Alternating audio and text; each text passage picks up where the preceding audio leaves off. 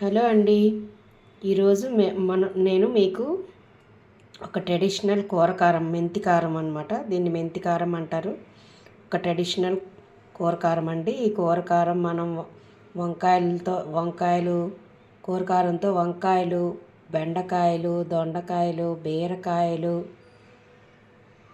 ఏమైనా వండుకోవచ్చండి ఈ కూరకారం వేసుకొని.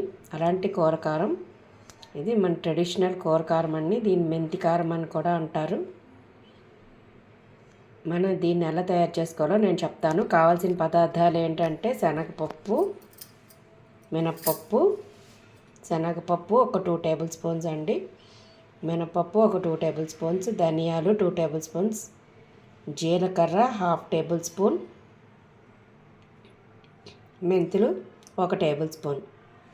మీకు కారం ఎంత కావాలనుకుంటే దాన్ని బట్టి మిరపకాయలు, ఇంకా ఇంగువ అండి. ఇంకొకసారి చెప్తున్నాను. శనగపప్పు, మినపప్పు, ధనియాలు, జీలకర్ర, మెంతులు, ఎండుమిర్చి, ఇంగువ ఇవన్నీ కలిపి మనం డ్రై రోస్ట్ చేసుకోవాలి.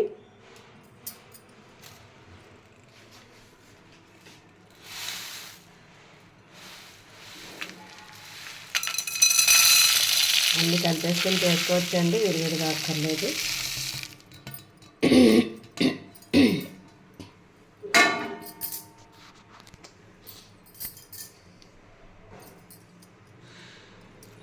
ఇంకో వేసేస్తున్నాను.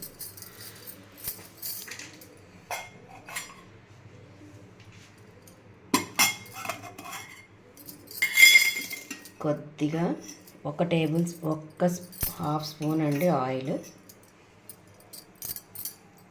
వేసుకుంటున్నాను.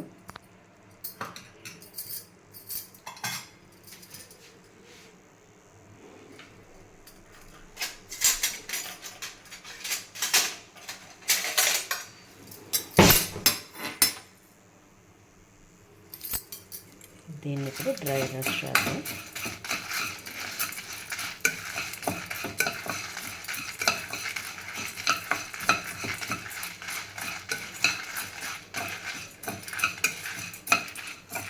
ఇది గోల్డెన్ బ్రౌన్ వచ్చేదాకా వేయించాలి.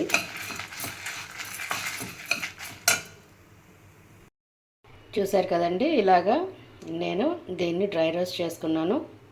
ఇది కొంచెం చల్లారాక మనం మిక్సీ పట్టుకుందాం. నేను మీకు మిక్సీ పట్టిన తర్వాత మిక్సీ పట్టి చూపిస్తాను ఎట్లా మిక్సీ పట్టుకోవాలో. అదిగోండి, మనం ఫ్రై చేసుకున్నవన్నీ కలిపి నేను మిక్సీ చేసుకున్నాను. మిక్సీ చేసుకున్నాక ఇట్లా అయ్యింది చూడండి, ఇలాగా పౌడర్ లాగా. నేను కొంచెం బరకగా పౌడర్ చేసుకున్నాను. మీరు ఇంకా కాలిస్తే బాగా పౌడర్ చేసుకోండి. మళ్ళీ చెప్తున్నాను, ఈ పౌడర్తో మనం అరటికాయ కూర చేసుకోవచ్చు, వంకాయ కూర చేసుకోవచ్చు, బెండకాయ కూర చేసుకోవచ్చు, బీరకాయ కూర చేసుకోవచ్చు, దొండకాయ చేసుకోవచ్చు. అన్నీ ఈ పౌడర్ వేసి చేసుకోవచ్చండి. నెక్స్ట్ వీడియోలో మీకు వంకాయ మెంతికారం ఎలా చేసుకోవాలో చెప్తాను నేను. ఈ వీడియో కనుక మీకు నచ్చినట్లయితే లైక్ చేయండి, షేర్ చేయండి, సబ్స్క్రైబ్ చేయండి. మళ్ళీ కొత్త రకం ట్రెడిషనల్ వంటతో మీ ముందు ఉంటాను. బాయ్ అండి.